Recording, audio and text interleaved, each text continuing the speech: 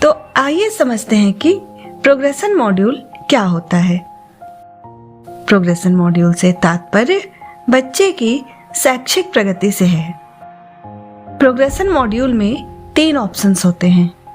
जैसे ही हम गो पर क्लिक करते हैं तो हमें क्लास और सेक्शन सिलेक्ट करना होता है, तो उस क्लास के सारे बच्चों का डेटा दिखाई देने लगता है, जहां बच्चे का पेन अर्थात परमानेंट एजुकेशन नंबर, उसका नाम, जन्म तिथि, पिता का नाम, माँ का नाम, प्रोग्रेशन स्टेटस, मार्क्स का परसेंटेज, बच्चा कितने दिन स्कूल में उपस्थित रहा और बच्चा प्रमोट होने के बाद उसी विद्यालय में पढ़ रहा है या किसी और विद्यालय में नामांकित हो गया है, और बच्चा अगली कौन सी कक्षा में प्रमोट हुआ है।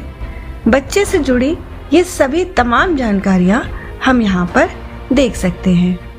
हर बच्चे के सामने अपडेट और करेक्शन 2 ऑप्शंस होते हैं। अपडेट का मतलब है कि जो भी सूचनाएं प्रदर्शित हो रही हैं वही फीड है। यदि किसी छात्र के त्रुटिपूर्ण डेटा में संशोधन करना हो तो करेक्शन बटन पर क्लिक करेंगे तो यह पेज खुलेगा, जहां पर हम बच्चे के डेटा में बदलाव कर सकते हैं। प्रोग्रेशन स्टेटस में 5 ऑप्शंस होते हैं। प्रमोटेड यानी बच्चा उत्तीर्ण होकर अगली कक्षा में चला गया है। नॉट पास्ड अर्थात अनुत्तीर्ण। प्रमोटेड विदाउट एग्जामिनेशन अर्थात बच्चा बिना परीक्षा दिए ही अगली कक्षा में चला गया है।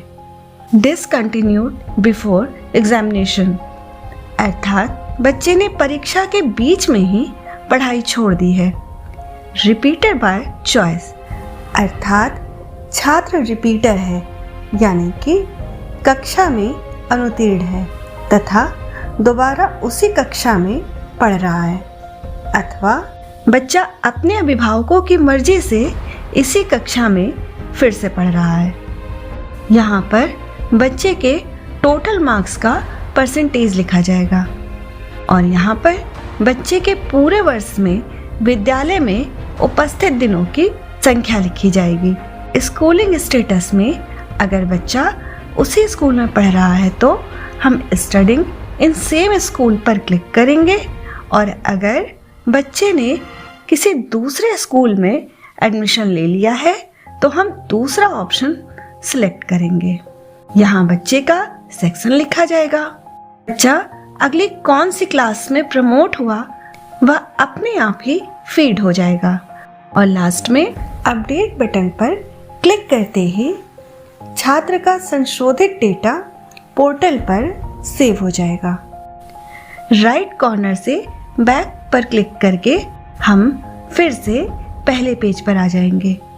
इसी तरह हम क्लास वाइज सारे बच्चों का डेटा फीड कर लेंगे और फिर से बैक के ऑप्शन को क्लिक करके प्रोग्रेशन मॉड्यूल पर आ जाएंगे, और लास्ट में फाइनलाइज प्रोग्रेशन पर क्लिक करेंगे तो आपके द्वारा फीड की गई सभी सूचनाएं यूडाइस पर सबमिट हो जाएंगी और आपको इस तरह का कंफर्मेशन पेज दिखाई देगा।